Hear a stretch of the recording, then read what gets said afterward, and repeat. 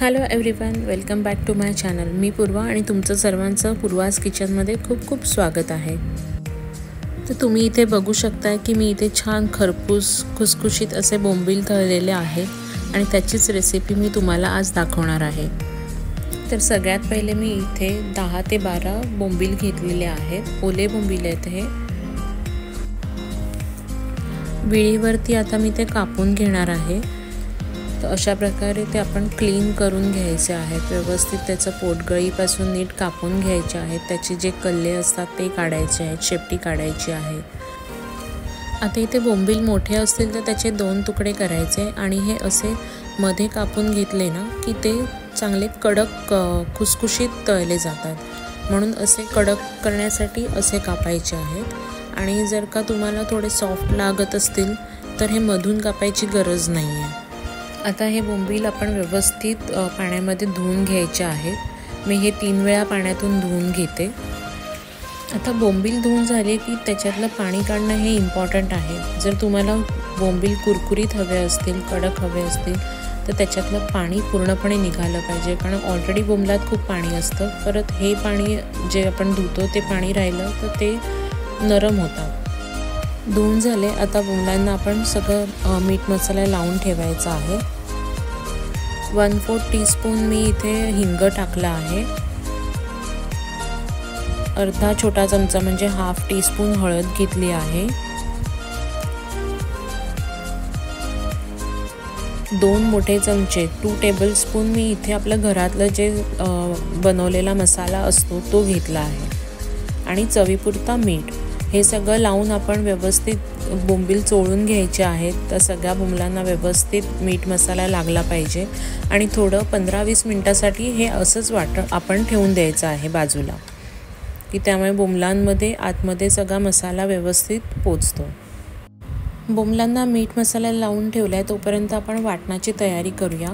आता इथे मिक्सरमध्ये 12 ते 13 मी लसूणच्या पाकळ्या घेतल्या आहेत। कोथिंबीर मूठभर घेतली आहे। हे आता आपण अगदी कमीत कमी म्हणजे हे वाटलं जाईल इतकंच पाणी आपण टाकायचं आहे आणि वाटून घ्यायचं आहे बारीक। आता हे वाटून झालेलं आहे। ते आता बोंबलांवरती आपण लावून घ्यायचं आहे।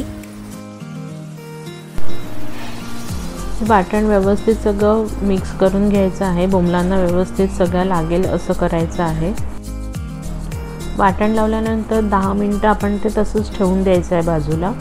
आणि आता तोपर्यंत आपण तळण्यासाठी पिठाची तयारी करूया।